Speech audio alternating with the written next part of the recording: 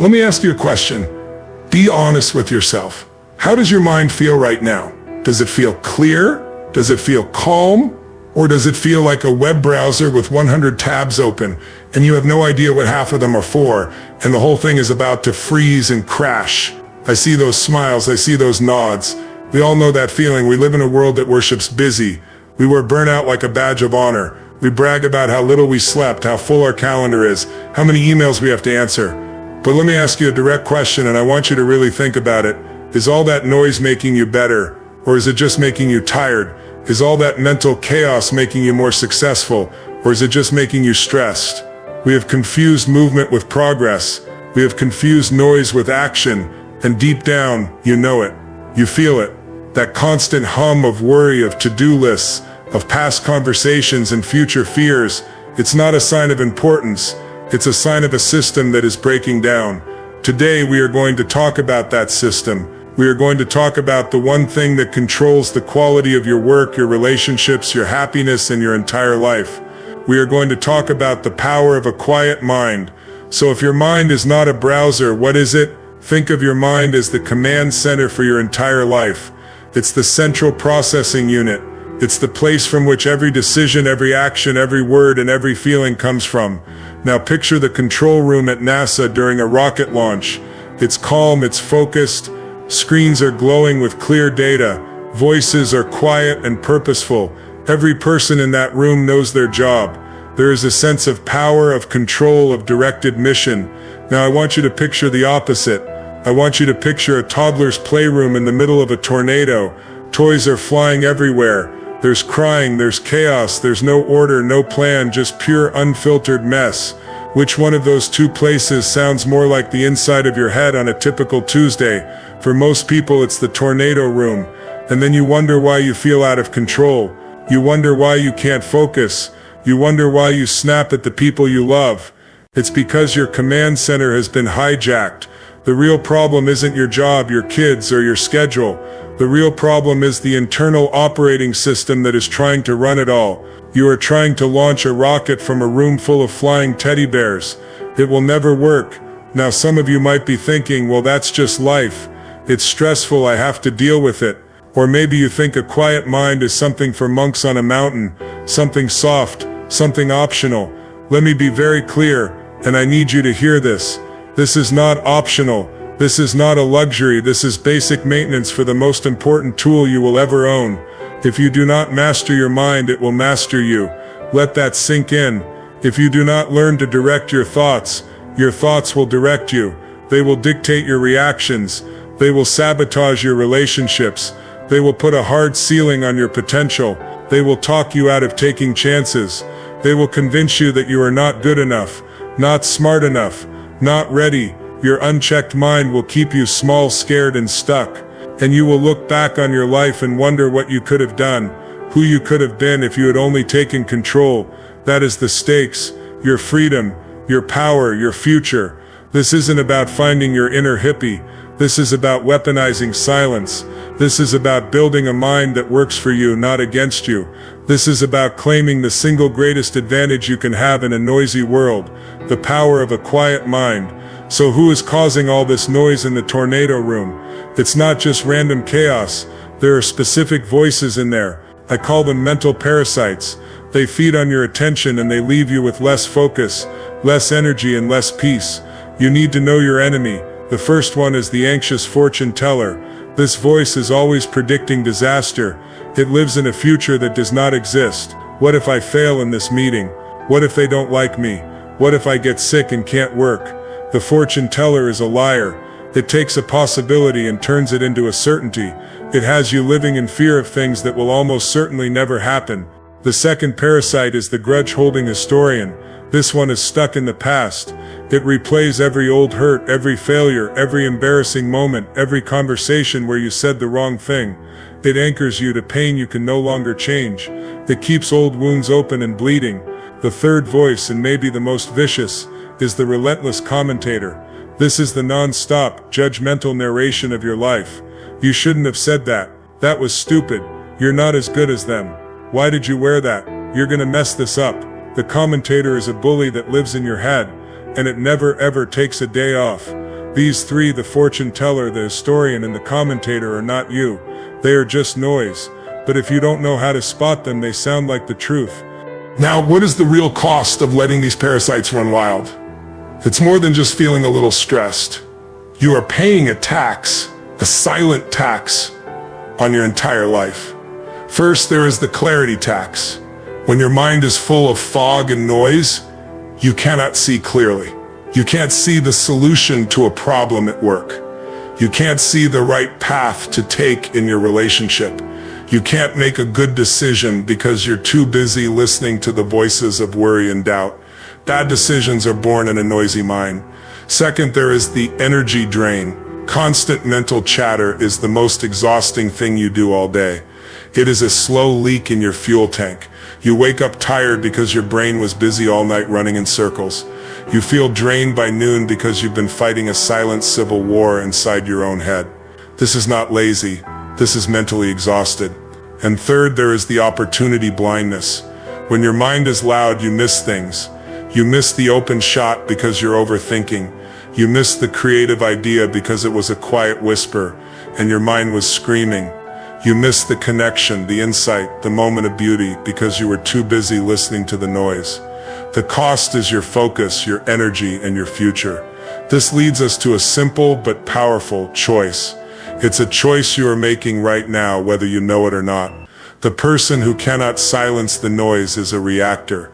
They spend their days responding to the loudest alarm. Their life is a series of reactions. An angry email comes in, they react with anger. A problem pops up, they react with panic.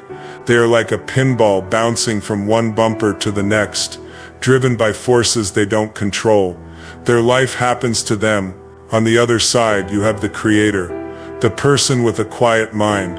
This person builds their day with intention. They are not thrown off by every little thing because their internal world is calm. They pause before they respond. They choose their actions. They design their life. They are the cause, not the effect. So I ask you, which one do you want to be? The reactor, who is a victim of the chaos, or the creator, who is the architect of their own peace? This is the fundamental choice. Your life will follow the quality of your mind. It is time to choose to build. So how do you become the creator? How do you start to quiet the tornado? It begins with the first and most important principle. You must understand this. You are not the storm of your thoughts. You are the mountain that watches the storm pass. Your thoughts, your feelings, the voices of the parasites, they are just weather. They are clouds. They are rain. They are lightning. They come and they go. But you are the mountain. Solid, unmoving, permanent. The mountain does not get caught up in the storm. It doesn't try to stop the rain. It just sits there strong and silent and observes the weather. Your first job is to climb that mountain inside yourself and learn to just observe. When the anxious fortune teller starts screaming, instead of getting swept away by the fear, you take a step back in your mind and you say, there is anxiety. Hello, fear. When the historian starts replaying an old story, you notice it and say, there is that old memory again. You don't argue with it. You don't believe it. You don't fight it. You just label it. You name the parasite, and when you do that, something amazing happens. It loses its power. It's just a thought. It's not a command. It's not the truth. It's just a passing thing. This is the first step to taking your power back. Climb the mountain. Become the observer. Now let's get practical. How do you actually climb that mountain when you're in the middle of a storm? When your boss just criticized you, or you're stuck in traffic and late for a meeting, or you're about to walk on stage and your heart is pounding. You use a tool you always have with you. Let me tell you something your body already knows, but your mind has forgotten. Your breath is a remote control for your nervous system. When you are stressed and anxious, your body is in a state of high alert. Your heart beats fast. Your muscles get tight. This is your fight or flight system. But you have a direct line to tell that system to calm down. Your breath. When you slow your breath down, when you make your exhales longer than your inhales, you send a direct signal to your body. Stand down. The emergency is over. It is a physiological reset button. So here is your 60-second drill. It's not for the meditation cushion. It's for the moment of stress. Breathe in slowly through your nose for a count of 4. Hold your breath for a count of 4. Then breathe out slowly through your mouth for a count of 6. Do that just 3 or 4 times. That's it. 60 seconds. This simple act pulls you out of the storm and puts you back on the mountain. It breaks the panic cycle. It gives you back control. Your breath is your remote. Use it. You are starting to learn how to calm the storm inside. But what about the stuff that starts the storm in the first place? You cannot drink from a fire hose of negativity and information and then wonder why you're drowning. Your mind is a sacred space. It is a garden. Stop letting the world dump its trash in it. Every piece of news, every social media scroll, every negative conversation, every worry-filled podcast, these are all seeds. You are planting them in your mental garden. If you plant weeds, you will get weeds. If you plant fear, you will grow fear. If you plant anger, you will grow anger. You must become the gardener of your own mind. This means you have to pull the weeds. This requires tough love. It means setting a digital sunset, no phones, no screens for at least 1 hour before you go to bed. That time is for your mind to wind down, not wind up. It means being the gatekeeper of what you read, watch, and listen to. Ask yourself, is this input helping me grow? Is it making me stronger, smarter, calmer? Or is it just feeding the parasites? Is it just another weed? You have to be ruthless. Protect your garden. Because you can't plant seeds of peace, focus, and creativity until you first pull out the weeds of noise, fear, and distraction. Now let's talk about the payoff. What happens when you start to build this quiet mind? What is waiting for you on the other side of the silence? The first thing you get is a superpower in today's world: unshakable focus. Think back to our 2 pictures. The noisy mind is a crowded, noisy room. Everyone is shouting. The TV is on. Music is playing. People are talking over each other. In that room, can you hear one person's voice clearly? Can you concentrate on a single complex task? No, it's impossible. Your attention is shredded into 100 little pieces. Now picture the quiet mind. It is a single powerful laser beam in a dark room. That laser beam can cut through steel. It is precise. It is intense. It is directed. It gets things done.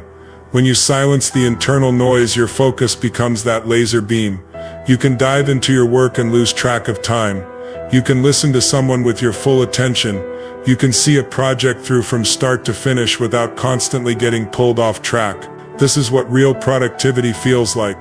It's not about being busy. It's about being effective. It's about directing your energy with purpose, not scattering it to the wind. The second payoff is even more life-changing. Emotional freedom. A quiet mind creates a gap, a sacred space between something happening and you responding. In that gap lies your entire future. Let me say that again. In that pause between the trigger and your reaction lies your freedom, your power, and your choice. Without that pause, you are a slave to your impulses. Someone cuts you off in traffic, and you instantly rage. Your partner says the wrong thing and you instantly snap. You face a small problem, and you instantly panic. You are a reactor. But when you have a quiet mind, you create that gap. In that moment of silence, you get to choose. You can choose to take a breath. You can choose to see the other person's side. You can choose to respond with wisdom instead of reacting with anger. This changes everything. It saves relationships. It prevents you from making stupid decisions in the heat of the moment. It stops you from quitting when things get hard. That sacred pause is the difference between a life you control and a life that controls you. It is the gateway to being the person you truly want to be. The final payoff is the most beautiful of all. You will finally hear the voice you have been missing. Your best ideas, your true creativity, your deepest intuition. They do not scream. They do not shout. They speak in a whisper. You cannot hear a whisper over the scream of your anxiety, your to-do list, and your inner commentator. But in the silence, that whisper becomes clear. Silence is the frequency on which wisdom broadcasts. Have you ever had a great idea in the shower, or while walking in nature, or right as you're waking up? Why then? Because in those moments your mind was quiet. The parasites were asleep. The noise was turned down. And in that quiet, the whisper of a new idea, a solution to a problem you've been struggling with, a moment of pure insight, could finally make itself heard. Your genius is already in you. It has been there all along, but it is shy. It will not fight for attention. You have to create a quiet space for it to come out. When you learn to tame the chaos, you are not just creating peace. You are tuning your mind into the most powerful frequency there is. You are giving your best self a chance to speak. So we come to the end, and we return to the beginning. Your mind is a tool. It is not your master. The chaos is optional. The stillness is a skill, and that skill is the foundation for a life of focus, power, and freedom. The world will not get quieter. The demands will not lessen. The emails will keep coming. The problems will keep showing up. The only thing that can change is the quality of your mind. So I leave you with this one question. This is your final challenge. What is the one piece of noise that you will commit to silencing? Starting today, is it the anxious fortune teller? Then when it speaks, you will label it and come back to your breath. Is it the grudge-holding historian? Then you will acknowledge the old story and let it go. Is it the toxic input? Then you will set your digital sunset and protect your mental garden. Choose one. Just one. Go back to your life. But do not go back as a victim of the noise. Go back as the architect of your silence. Build that quiet mind. Protect it. Fight for it. Because on the other side of that silence is the person you were always meant to be, focused, powerful, and finally truly free. Let's get straight to the heart of the matter. That noise in your head, that feeling of being constantly overwhelmed, it's not random. It's not just how life is. It's caused by something specific. I want to introduce you to the real enemies. I call them mental parasites. Think about that word for a second. A parasite. What does a parasite do? It latches on, it feeds off its host, it takes and takes, and it gives nothing back. It weakens the thing it lives on. That is exactly what these voices in your head are doing. They are not your friends. They are not giving you good advice. They are feeding on your attention, on your fear, on your energy. And what do they leave you with? Less focus, less peace, less joy. They drain you day after day until you're running on empty and you don't even know why. You think you're tired from work, from the kids, from life, but a big part of that tiredness is the constant, invisible war you are fighting inside your own mind. These parasites are the enemy, and today we are going to shine a light on them, because you cannot fight an enemy you cannot see. You cannot win a war when you don't know who you're fighting. It's time to meet them. It's time to learn their names. The first parasite is the anxious fortune teller. This is the voice that is always predicting disaster. It lives in a future that does not exist. It takes a simple what if and turns it into a definite what will. You have a presentation coming up. The fortune teller doesn't just think, I hope it goes well. It screams, what if you fail? What if everyone laughs? What if you lose your job? You're waiting for a text back. The fortune teller says, what if they're angry? What if the relationship is over? It creates entire movies of catastrophe in your head and then makes you the star of the worst possible show. It's a liar. It has no special knowledge of the future. It only has your fear to feed on. Now let's meet the second parasite, the grudge-holding historian. This one is the exact opposite. It's stuck in the past. It lives in a museum of your old hurts and failures. It lovingly curates every mistake you've ever made, every embarrassing moment, every time someone wronged you. It replays old arguments on a loop, changing nothing but your mood. It digs up pain that you have already lived through and forces you to live through it again and again. Remember that time you messed up 5 years ago. Remember what they said to you. The historian anchors you to a weight you were never meant to carry forever. It keeps you from moving forward because it has you chained to a past you cannot change. The fortune teller traps you in a terrible future.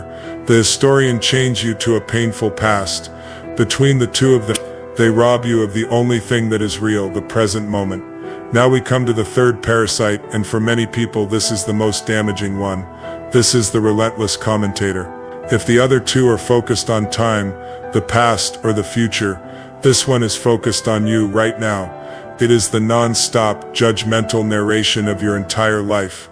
It's the voice that comments on everything you do, everything you are. You walk into a room, why did you wear that? Everyone is looking at you. You start a task, you're going to mess this up, you're not good enough. You make a small mistake. That was so stupid, I can't believe you did that. You see someone else succeed, why can't you be like them? You'll never be that good. The commentator is a brutal, unforgiving critic that lives in your head, and it never ever takes a day off. It doesn't need a special reason to start talking. It's just always there, nitpicking, judging, and putting you down. This voice drains your self-worth drop by drop. It makes you second-guess every decision. It makes you feel small and insecure. It tells you that you are not enough. And because it sounds like your own voice, you believe it. You have to understand this is not the truth. This is a parasite.